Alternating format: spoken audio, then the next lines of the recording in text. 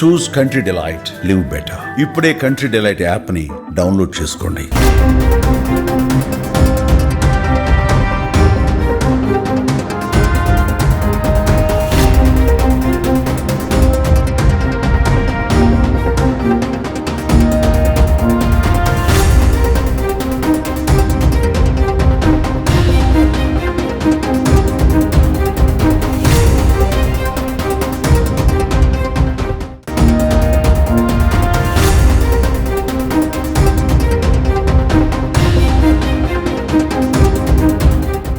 దేశవ్యాప్తంగా కరోనా కేసులు మళ్లీ పెరుగుతున్నాయి. నిన్న మొన్నటి వరకు 1-2 కేసులు నమోదు కాగా తాజాగా ఆ సంఖ్య 250కి పెరిగింది. మరోపక్క కరోనాతో దేశవ్యాప్తంగా 2 మృతి చెందినట్లుగా తెలుస్తోంది.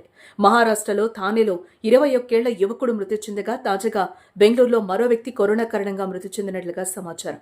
మరోపక్క వివిధ రాష్ట్రాల్లో ఈ కేసులు వెలుగులోకి వచ్చినట్లు కేంద్ర ప్రభుత్వం అధికారికంగా ప్రకటించింది.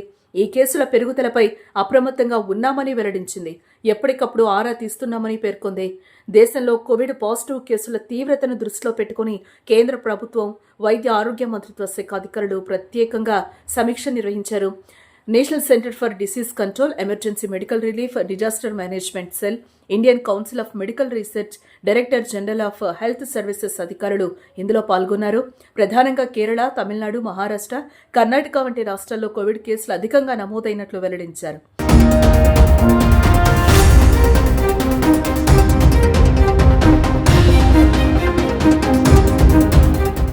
Integrated disease surveillance program, pan India respiratory virus sentinel surveillance network ద్వారా కోవిడ్-19 సహా శ్వాసకోశ వ్యాధులపై ఎప్పటికప్పుడు ఆరా తీయడానికి, వాటిని పర్యవేక్షించడానికి దేశవ్యాప్త నెట్వర్క్ ఉందని పేర్కొన్నారు.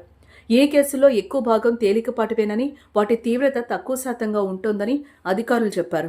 పాజిటివ్గా తేలిన వారు డొమెస్టిక్ ఐసోలేషన్లో ఉంటున్నారని అన్నారు. కోవిడ్ కేసుల సంఖ్య పెరుగుదలపై తాము అప్రమత్తంగా ఉన్నామని కేంద్ర ఆరోగ్య మంత్రిత్వ శాఖ కార్యదర్శి స్పష్టం చేశారు.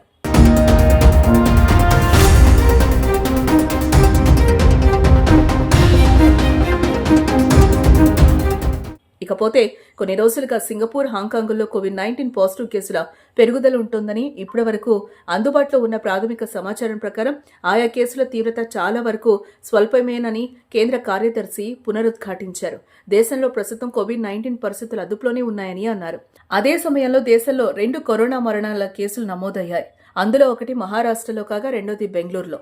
అయితే బెంగళూరు వైట్ఫీల్డ్కు చెందిన ఆ వ్యక్తి శ్వాసకోశ సంబంధిత ఇబ్బందులతో ఇటీవలే ఓ ప్రైవేట్ ఆసుపత్రిలో అడ్మిట్ అయ్యారు.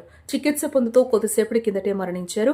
కోవిడ్ వల్ల ఆ వ్యక్తి మరణించినట్లు కర్ణాటక వైద్య మంత్రిత్వ శాఖ అధికారులు నిర్ధారించారు.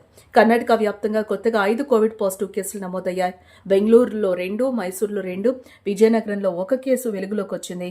మరోపక్క తెలుగు రాష్ట్రాల్లో కూడా కరోనా కేసులు వెలుగు చూస్తున్నాయి. ఏపీలో 3, తెలంగాణలోని హైదరాబాద్లో ఓ వ్యక్తికి కరోనా సోకిందని వైద్య శాఖ అధికారులు నిర్ధారించారు. మళ్లీ పెరుగుతున్న కరోనా కేసుల నేపథ్యంలో ప్రజలు అప్రమత్తంగా ఉండాలని, తగిన జాగ్రత్తలు పాటించాలని సూచిస్తున్నారు.